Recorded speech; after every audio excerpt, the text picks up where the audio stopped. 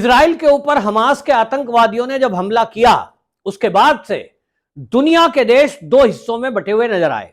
एक वो लोग थे जो हमास को आतंकवादी संगठन बताते हुए उस हमले की निंदा कर रहे थे, जिसमें भारत भी है, और भारत के प्रधानमंत्री ने इसको लेकर पहले ही ट्वीट किया, एक्स पोस्ट किया कि यह हमला दुर्भाग्यपूर्ण है और हम इजराइल के साथ हैं। इसी तरह दुनिया की कई महाशक्तियां इजराइल के पक्ष में खड़ी हुई, जिसमें अमेरिका भी है, क्योंकि आतंकवाद का समर्थन करना किसी भी एंगल से ठीक नहीं है। लेकिन हमने देखा कि राजनीतिक कारणों के चलते कुछ देश उस फिलिस्तीन के साथ भी खड़े हुए जिसने इस हमास जैसे संगठन को प्रश्रय दिया, उनको पाला पोसा, और उसको सपोर्ट करने वाला चाहे ईरान हो, चाहे पाकिस्तान हो, फिर चाहे कतर हो। हमने देखा कि कुछ देश उसके पक्ष में खड़े हुए नजर आए।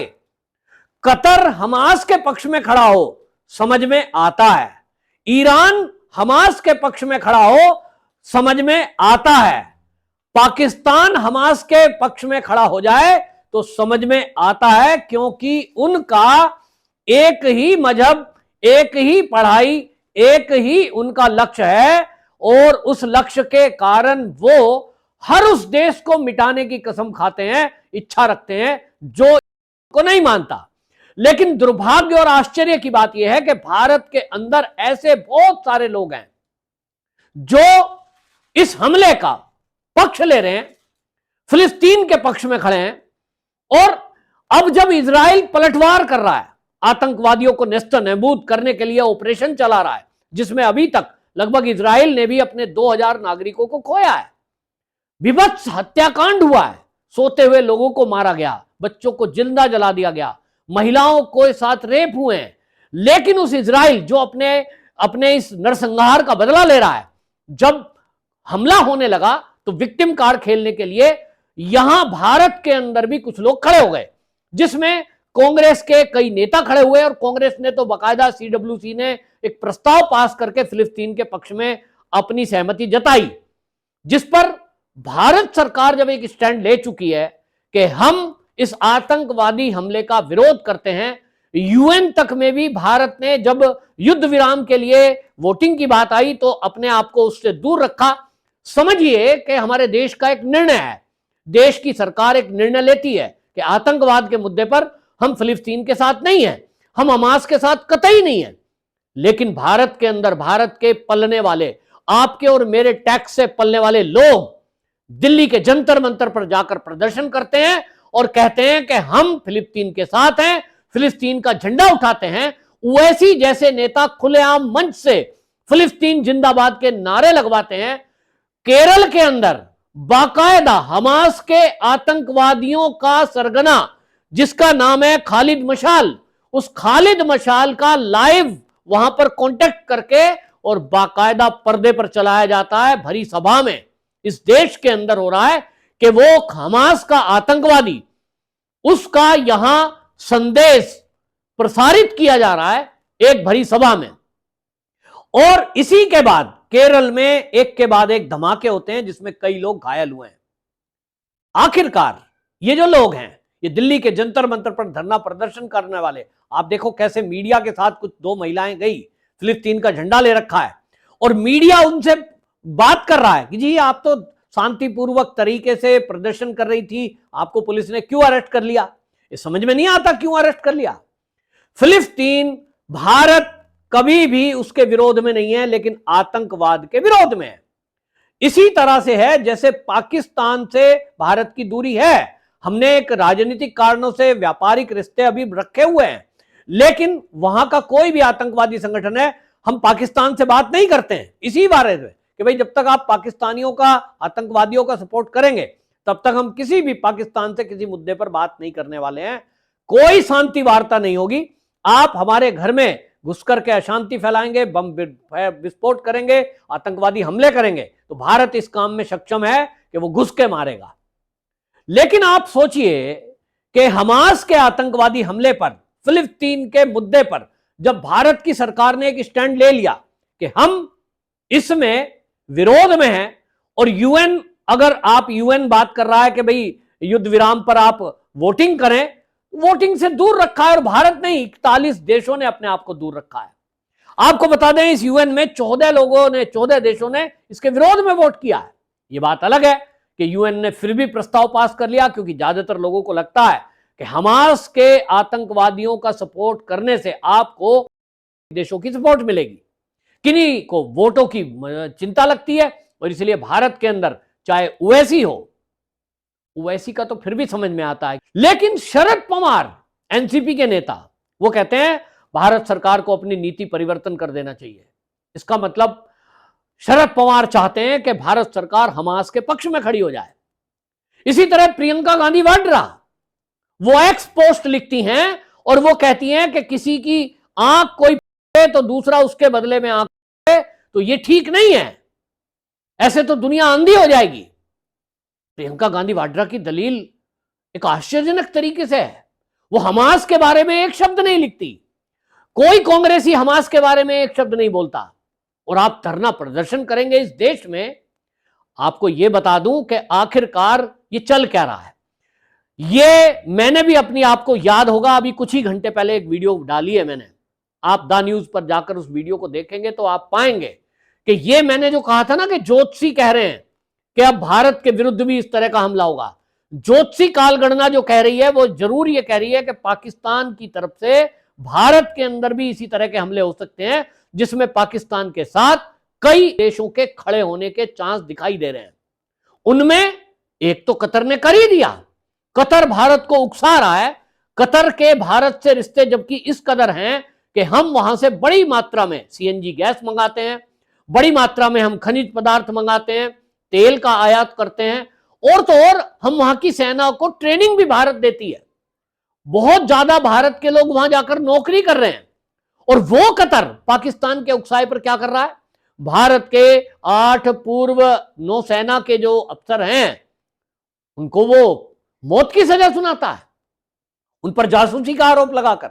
यह उकसाऊपूर्ण एक कार्रवाई है पाकिस्तान के कहने पर, ताकि वो समझता है कि पाकिस्तान ये चाहता है कि कतर से भारत के रिश्ते कट हो जाएं। और इसी तरह पाकिस्तान की चाहत है कि वो इस देशों में जाकर के ये बताए कि देखिए जिस तरह से इजराइल ने हमारी मस्जिदों को तोड़ा है, इसी तरह भारत ने भी हमारी बाबरी मस्जिद को ढहा दिया है, और वहां देखिए वो राम मंदिर बना रहे हैं। इस तरह की बातें जो करने की कोशिश कर रहा है, उसी में आपको याद होगा मैंने अभी कुछ ही घंटे पहले वीडियो डाली है मौलाना मदनी की, जो जमीयत इस्लाम हिंद के चीफ हैं। वो बाकायदा एक्स पोस्ट पर एक वीडियो डालते हैं, उनकी वीडियो मेगा अपडेट ने डाली है। वो ये कह रहे हैं कि हम तो सुप्रीम कोर्ट के फैसले को मानते ही नहीं, बाबरी मस्जिद के फैसले को लेकर के जिस तरह का फैसला आया हम उससे खुश नहीं हैं, हम उससे इत्तेफाक नहीं रखते। दूसरा, वो मोदी जी जो कि देश के प्रधानमंत्री हैं, उन्हें भी सलाह दे रहे हैं कि हम कहेंगे कि मोदी जी भी जो राम जन्मभूमि में मंदिर बन रहा है उसके उद्घाटन में ना जाएं। मतलब आप सीधा सीधा एक देश के प्रधानमंत्री को धमकी दे रहे हैं। 140 करोड़ भारतीयों के देश को आप उस प्रधानमंत्री को यह बता रहे हो कि आपको क्या करना है और क्या नहीं। यह है इनके हौसले बढ़ना। और इसीलिए आपको बता रहा हूं कि बहुत खतरनाक षड्यंत्र पाकिस्तान के इशारे पर उसकी आईएसआई करने जा रही है, भारत के अंदर गृह युद्ध जैसी स्थिति पैदा कर रही है। और दुर्भाग्य देखिए कि भारत के अंदर जगह जगह फिलिस्तीन के समर्थन में लोग धरने और प्रदर्शन कर रहे हैं। लेकिन यहां देखने वाली बात एक ये भी है कि जहां भी भारतीय जनता पार्टी की राज्य में सरकारें हैं, आप देखेंगे कि वहां कोई भी इस तरह की एक्टिविटी करोगे तो सजा भुगतनी पड़ेगी। योगी आदित्यनाथ ने इसको लेकर सबसे पहले आदेश पारित कर दिया था कि फिलिस्तीन के समर्थन में ना तो कोई जनसभा होगी, ना कोई रैली निकालेगा, यहां तक कि कोई अगर सोशल मीडिया पर पोस्ट भी लिखा हुआ पाया गया तो उसके खिलाफ बहुत सख्त धाराओं में कार्रवाई होगी। उसका नतीजा है कि उत्तर प्रदेश में आप ये नहीं पाएंगे, लेकिन केरल में सरेआम हमास के आतंकवादी, जो हमास का खालिद मशाल है, वो खालिद मशाल अमेरिका का मोस्ट वांटेड है, और उसको बैठ करके सुना जा रहा है, सोशल मीडिया पे उसके वीडियो को अपलोड करके प्रसारित किया जा रहा है। सोचिए केरल में चल क्या रहा है। तो केरल में कम्युनिस्टों की सरकार है, और उस सरकार के चलते वहां पीएफआई का गढ़ बना, पीएफआई का हेडक्वार्टर बना।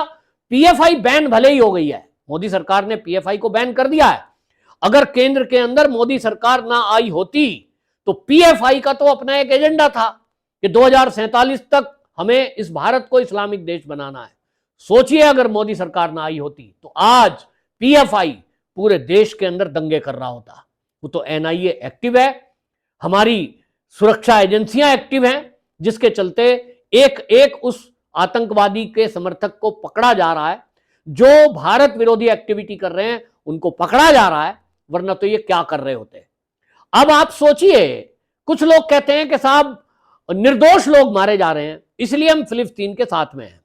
फिलिस्तीन की हरकत देखिए, जिस दिन इजराइल पर हमला हुआ, ये 7 अक्टूबर के दिन जो हमला हुआ है, उस हमले में जिसमें पहले ही दिन 1200 नागरिक इजराइल के मारे गए, घरों में सोते हुए लोगों को गोली मार दी गई, बच्चों को जिंदा जला दिया गया, उसी समय फिलिस्तीन के प्रधानमंत्री जो इस्माइल हनिया हैं, उनकी वीडियो वायरल हुई है कि वो नमाज अदा करते हैं और कहते हैं खुदा का शुक्रिया कि हमारे लोग सफल हो गए। यानी हमास के आतंकवादी हमले के सपोर्ट में फिलिस्तीन का हर नागरिक खड़ा है। तब अगर इजराइल फिलिस्तीन के लोगों पर हमला कर रहा है आतंकवादियों को समाप्त करने के लिए, उसकी मजबूरी मैंने पहले भी बताई है। इजराइल की जो मोसाद है और जो इजराइल के सैनिक हैं, उनकी जो डिफेंस फोर्स है, वो बाकायदा वीडियो और ग्राफिक्स के जरिए बता रही है कि हमारी मजबूरी समझिए कि हॉस्पिटल के अंदर ही हमास ने बेस बना रखा है, नागरिकों के बीच में गुफाओं के नीचे उसने अपना बेस बना रखा है, और हमें आतंकवादियों को बिल्कुल खत्म करना है। तो हम क्या करें? ये जो आम नागरिक हैं, ये उनको बचाने के लिए आगे आ रहे हैं, तो अब हमारे सामने मजबूरी है। लेकिन भारत में क्या मजबूरी है? ये जो लोग जंतर मंतर पर धरना प्रदर्शन कर रहे हैं, ये जो लोग केरल में वीडियो चला रहे हैं और वीडियो कॉन्फ्रेंसिंग के जरिए आतंकवादी संगठन, जो सबसे खतरनाक आतंकवादी संगठन हमास है, उसके पूर्व चीफ को और इस समय जो कमांडर है उसकी आप वार्ता सुन रहे हैं, और उसके बाद बम ब्लास्ट होते हैं। ये बता रहा है कि जिन भी राज्यों में भारतीय जनता पार्टी की सरकार नहीं है, समझ लीजिए कि वहां गृह युद्ध का असर सबसे ज्यादा होने वाला है। सबसे ज्यादा धर्मांतरण पंजाब में हो रहे हैं, बॉर्डर एरिया है, नशे की खेप सबसे ज्यादा वहां आ रही है, क्योंकि वहां आम आदमी पार्टी की सरकार है। सबसे ज्यादा अगर कहीं दंगा फसाद और धर्मांतरण है और घुसपैठ हो रही है, तो वो पश्चिम बंगाल में हो रही है, क्योंकि वहां टीएमसी की सरकार है। सबसे ज्यादा इस तरह के जो देश विरोधी एक्टिविटी और पीएफआई की एक्टिविटी है, वो केरल में हो रही है। वो भी बॉर्डर लगता है समुद्र का, क्योंकि वहां कम्युनिस्टों की सरकार है। और इस तरह से आप देखते जाइए, छत्तीसगढ़ में भी इसी तरह से, झारखंड में भी इसी तरह से बड़े पैमाने पर धर्मांतरण और देश विरोधी एक्टिविटी हो रही है। हम सबको यह विचार करना होगा। अभी 4 राज्य में चुनाव है, राजस्थान, छत्तीसगढ़, मध्य प्रदेश, और आप यहां देखिए तेलंगाना में।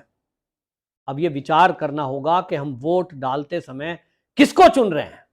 क्या ऐसी सरकार जो हमास के आतंकवादियों के कार्यक्रम सार्वजनिक रूप से करने वालों को खुली छुट्टी दे दे, बम ब्लास्ट पर मौन हो जाए, धर्मांतरण पर मुंह फेर ले, और देश विरोधी एक्टिविटी करने वाले इंडिया अलायंस, आप सोचिए, उनके साथ खड़े हैं। कांग्रेस साथ खड़ी है, शरद पवार साथ खड़े हैं।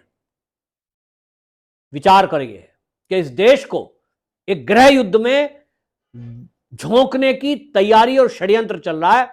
जिस तरह से इजराइल को यह बता करके कि साहब इन्होंने बड़े अत्याचार किए हैं, भारत में भी कोशिश की जा रही है।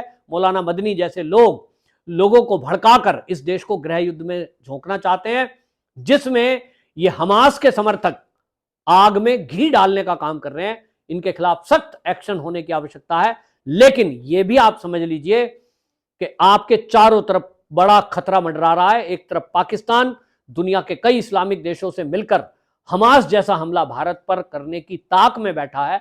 दूसरी तरफ भारत के अंदर जो ये हमास के समर्थक हैं, ये भी इस इंतजार में है कि पाकिस्तान उधर से हमला करे तो हम अंदर और लूटपाट मचाएं। तब आपकी क्या हालत होगी सोचिए। ये तो तब है जब केंद्र में एक राष्ट्रभक्तों की सरकार है। अगर ये सरकार गई 24 में, तो इस देश का क्या हाल होगा, ये बताने की आवश्यकता नहीं है। आपकी क्या राय है कमेंट बॉक्स में जरूर बताएं, और वीडियो को शेयर जरूर करें। वंदे मातरम।